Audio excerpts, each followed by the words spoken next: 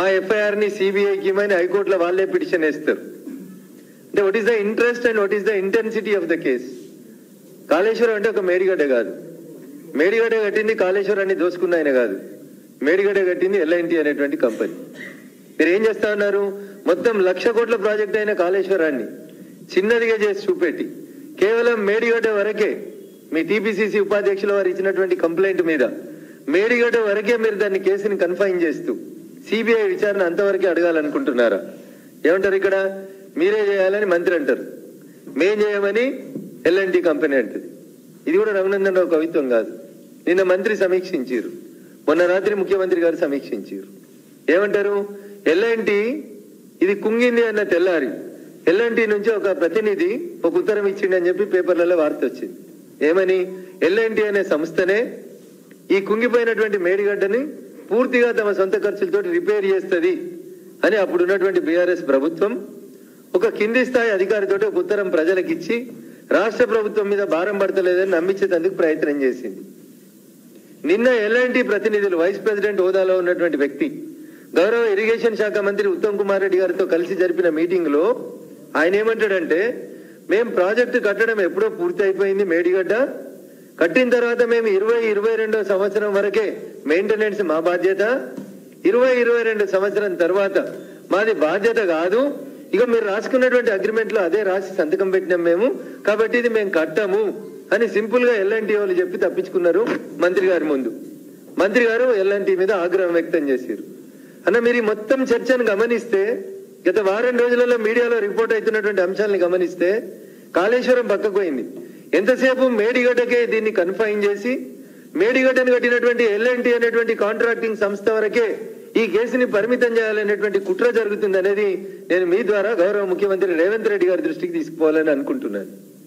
రేవంత్ రెడ్డి గారి దృష్టికి ఇది పోయిందో లేదో నాకు తెలియదు, కానీ దీన్ని రేవంత్ రెడ్డి గారు అనేటువంటి రాష్ట్ర ముఖ్యమంత్రి గారి దృష్టికి తీసుకెళ్లేందుకు నేను నా దగ్గర ఉన్నటువంటి ఫైళ్ళని అన్నింటినీ నిన్న ఇరిగేషన్ శాఖ మంత్రి గారికి, ముఖ్యమంత్రి గారి కార్యాలయానికి ఒక కామన్ ఫ్రెండ్ ద్వారా పంపించడానికి ప్రయత్నం చేసినాను.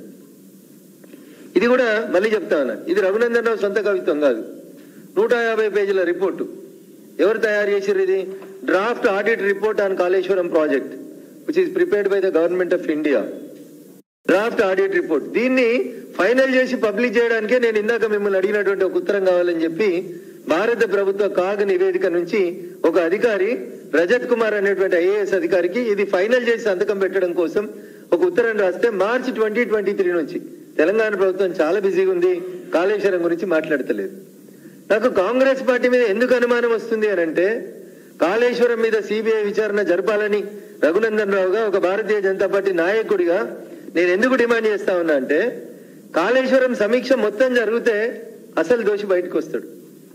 నేను మీకు చెప్తా, ఒక ఇండివిజువల్, ఒక వ్యక్తి స్వతంత్ర భారతదేశంలో ఇంత పెద్ద కుంభకోణం చేసిన ప్రాజెక్ట్ ఇంకేది లేదు ఈ దేశంలో.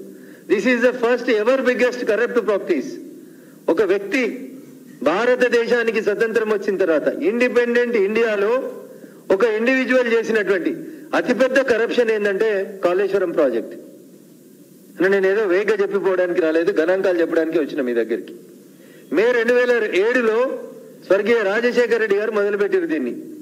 ఆ రోజు దీని ఎస్టిమేటెడ్ కాస్ట్ వచ్చి 17,875 కోట్లు.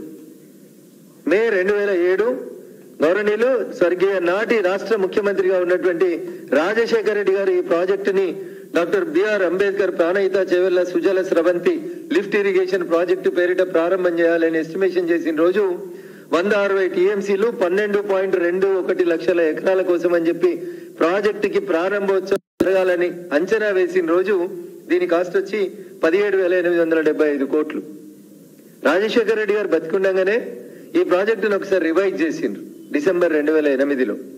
స్వర్గీయ రాజశేఖర రెడ్డి గారు రివైజ్ చేసిన రోజు అప్పుడున్నటువంటి 160 టీఎంసీలకి ఇంకొక 20 టీఎంసీలు అదనంగా కలిపి దాదాపు 2 లక్షల ఎకరాలు ఇంకా అదనంగా పెంచి అప్పుడు అనుకున్నటువంటి 12.21 లక్షల్ని 14.21 లక్షలకి పెంచి ప్రాజెక్టు కాస్ట్ ని 38,500 కోట్లకు పెంచాలని గౌరవ స్వర్గీయ నాటి ముఖ్యమంత్రి రాజశేఖర రెడ్డి గారు ఉన్నప్పుడు రివైజ్ అయింది. 2008 వరకు జరిగినటువంటి ఈ టెండర్లు, ఈ ప్రాసెస్ లో సుమారు 11,000 కోట్ల రూపాయల పనులని పూర్తి చేసినామని కాంట్రాక్టర్లు డబ్బులు కూడా క్లెయిమ్ చేసుకున్నారు, తీసుకున్నారు. 2016లో చంద్రశేఖరరావు గారు, నాటి టీఆర్ఎస్ అధినేత, నాటి ముఖ్యమంత్రి గారికి ఒక కల వచ్చింది. ఈ ప్రాజెక్టు డిజైన్ మార్చాలని, కొత్తగా కట్టాలని, దాని లోపల ఇంకా ఎక్కువగా ప్రజలకు ఉపయోగం జరగాలని చెప్పి ఒక కార్యక్రమాన్ని వారు మొదలుపెట్టిండ్రు. వారు మొదలుపెట్టిన రోజు వారు వేసినటువంటి అంచనా డిపిఆర్ ప్రకారం 63,000 కోట్లకి అంచనాతోటి 2016లో చంద్రశేఖరరావు గారు కాళేశ్వరం అనేటువంటి ప్రాజెక్టుకి ప్రపోజల్స్ రెడీ చేసి ముందు చేసినారు. 63,000 కోట్లు కాస్త డిపిఆర్కి వచ్చేసరికి 80,000 కోట్లు అయింది. ఈ రోజు దాకా ఖర్చు పెట్టింది 105,000 కోట్లు ఖర్చు పెట్టిండ్రు. జూన్ 2024కి ఈ ప్రాజెక్టు పూర్తి చేస్తాం. దీని కాస్ట్ వచ్చి 1,48,000 కోట్లు అని చెప్తున్నారు. కాదు, దీనికి ఇంకొక 1,000 కోట్లు అదనంగా ఖర్చు అవుతుందని మొత్తం 1,49,317 కోట్లు కావాలని చెప్పి దీన్ని జూన్ 2024కు పూర్తి చేస్తామని పేపర్ల మీద మంచి మంచి అందమైనటువంటి నివేదికలు తయారు చేసి పుస్తకాలు తయారు చేస్తున్నారు.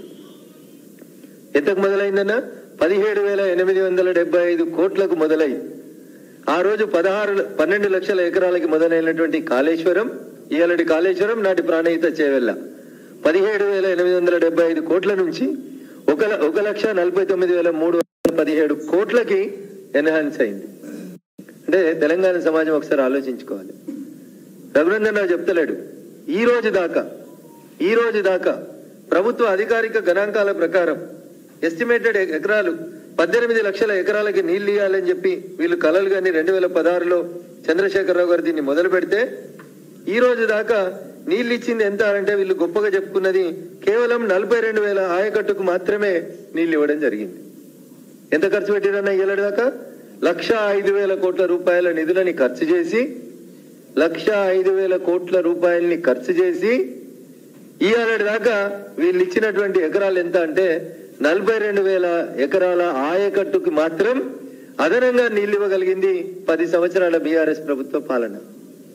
ఇదంతా మెష్ అవుతుంది కాబట్టి ఏసీబీ ఇన్వెస్టిగేట్ చేస్తేనో, మేడిగడ్డ పోలీస్ స్టేషన్లో ఎఫ్ఐఆర్ చేస్తేనో దీనివల్ల ఫలితం జరగదు. కాబట్టి దీని వెనకాల ఉన్నటువంటి కంపెనీ తెలంగాణ సమాజం అంతా తెలుసు, దేశం అంతా తెలుసు.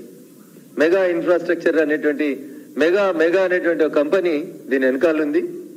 ఈ ఒక్క కంపెనీయే సుమారు 48,000 కోట్ల రూపాయలు out of 1,05,000 crores of rupees లో 48,000 కోట్ల రూపాయల లబ్ధి జరిగింది. అంటే అదొక మెగా కంపెనీకి మాత్రమే జరిగింది అనేది ఇప్పటిదాకా అనేక రకాలైనటువంటి నివేదికలు, రాష్ట్ర ప్రభుత్వం ముందున్నటువంటి నివేదికలు తెలియజేస్తున్నాయి. ఇవన్నీ కప్పిపుచ్చుతున్నారు. కాబట్టి నేను గౌరవ ముఖ్యమంత్రి రేవంత్ రెడ్డి గారికి ఒకటే మాట్లాడుతున్నా. ఉత్తమ్ కుమార్ రెడ్డి గారు సమీక్షించారు, ఎల్ఎన్టీని తిట్టిర్రు,